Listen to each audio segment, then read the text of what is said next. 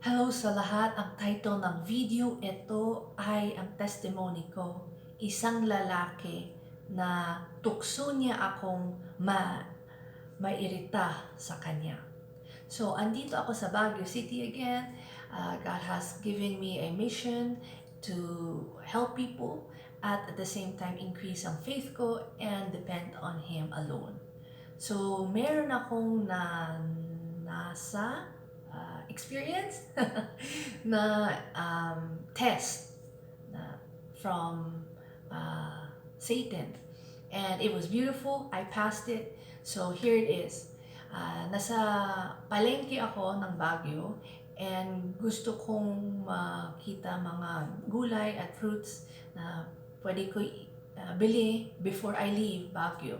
So I was enjoying my time, and merong lalaki sa likod ko, and afterwards nakita ko kasama niyang girlfriend niya, and he was like trying to act like a gentleman, get his yung bag ng girlfriend niya, bit-bit niya, and then arm to arm sila, and then all of a sudden naapakan niya ako sa likod ng sapatos ko. And people will say, ay, wala yun, wag mo pansinin yun. Hindi. I prayed about it, okay? Kasi parating nangyayari ito sa akin eh.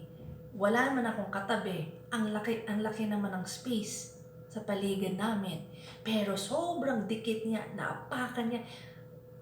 Almost my shoe came out of my foot. So, when nangyari yun sa akin, what Jesus Christ taught me is stop.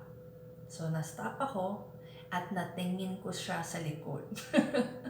Talaga parang pakita sa kanya, oy, anong nagawa mo? Huwag mong gawin yan sa akin. And so, na-apologize siya. Sabi niya, sorry po. And then sabi ko, sige, una na lang kayo. And you know what nangyari sa kanya? He went like this. Walking, ganun. Ayaw niya tingnan ako. At ang bilis niya na ganun. Sabi niya sa girlfriend, hilik ka na. Parang takot. And you know what? After that, next nakita ko yung girlfriend niya. Natignan niya ako. She looked back at me. And nakita ko yung sa mukha niya. Parang sabi sa akin, wow, ibang babae yun. Ang tapang niya. Hindi Pilipinang ugali yun. So, and then, we were walking and nasa harap nila ako. Nasa harap sila. And so, I enjoyed again, okay, my time walking. And nakita ko, yung babae, kasi yung jacket niya, it was like this, like, and yung shirt niya, nakita ang shoulders niya. Parang she was dressed up as a seductive itsura. And then, patapos na tingin niya sa akin, she started to fix her shirt and jacket. Aayos niya. Parang, okay, maging decente na ako.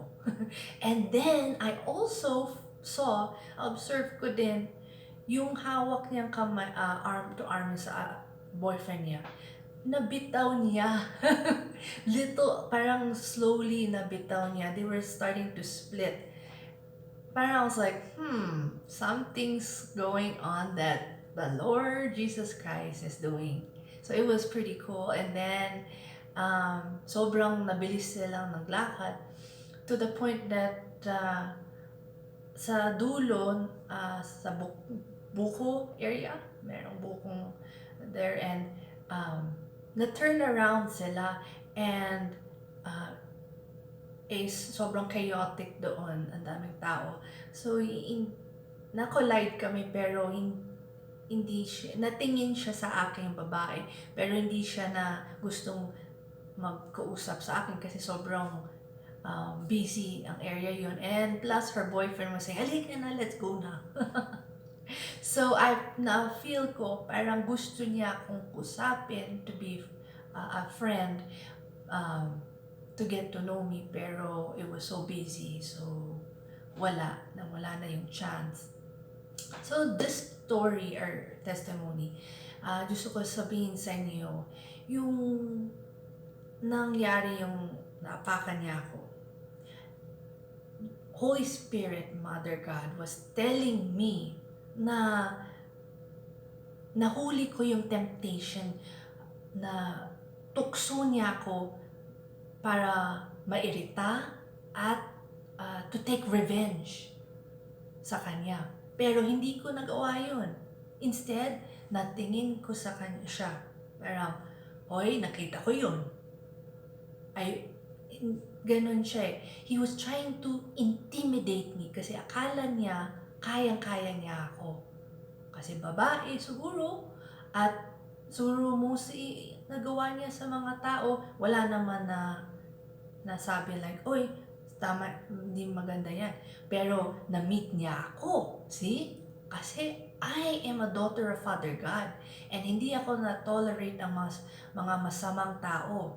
Kung nagawa mo yun sa akin, I will confront you by looking at you. Hindi, wala namang words, pero sasabihin ko sa iyo, hindi mo ako pwedeng i-control. Okay? Kung gusto mong mauna, sige, mauna ka.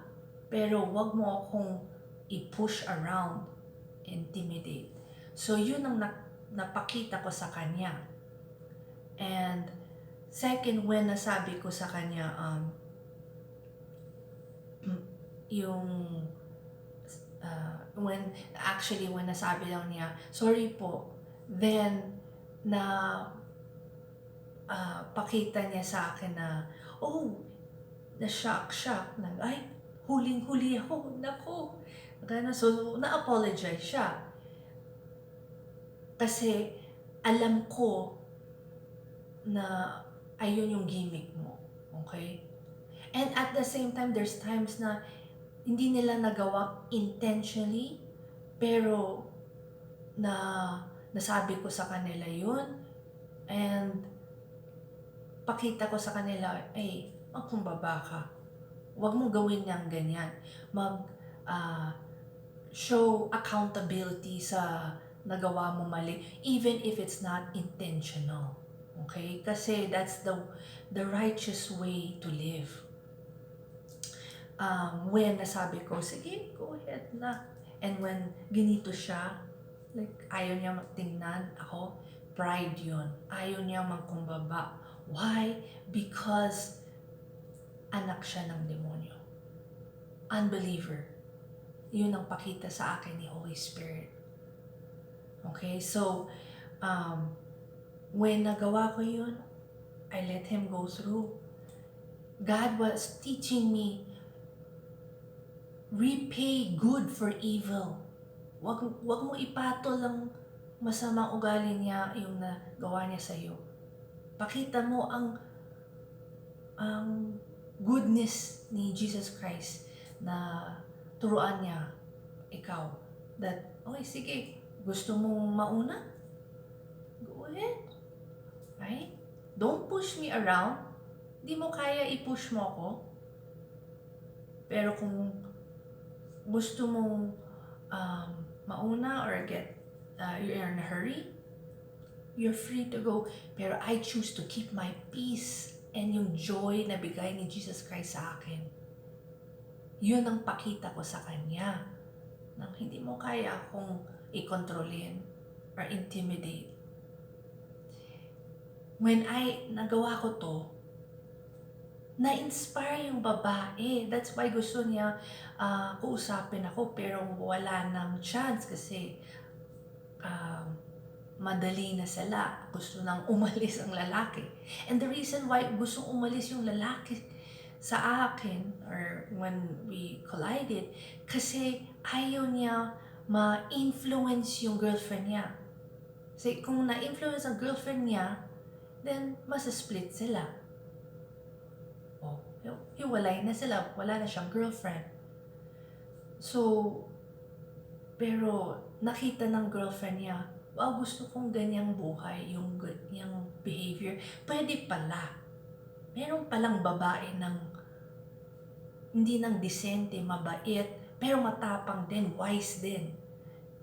It's because I pray to Jesus Christ and let Holy Spirit, Mother God, teach me, change ang utak ko at ang puso ko paano mahalin ng mga tao, especially yung mga kaaway ko, na i-bless ko sila. So, sana na tuto kayo dito at please share this para kung merong nangyari sa inyong ganito na mairita ka sa mga tao, you let them go na. Huwag niyo pansinin. Kasi temptation yan. Kailangan mo mahuli muna yung temptation. At remember, ito, laro lahat to. Kailangan manalo ka. Nanalo ako sa laro, sa test. Okay? Test ni Satan yun sa akin. Kung talagang anak ako ni Father God. E napakita ko. O, anong blessing ko? O, na-inspire ko yung babae maging child of God, to walk in the path of righteousness. Oh, see? So, when hindi ko napatol, meron akong ganun, nakuha ng follower of Jesus Christ. See? So, sana, ganun din kayo. Huwag nyo ay focus sa mga taong masama. Kasi distraction lang yan. Nagamit ng sila ni Satan.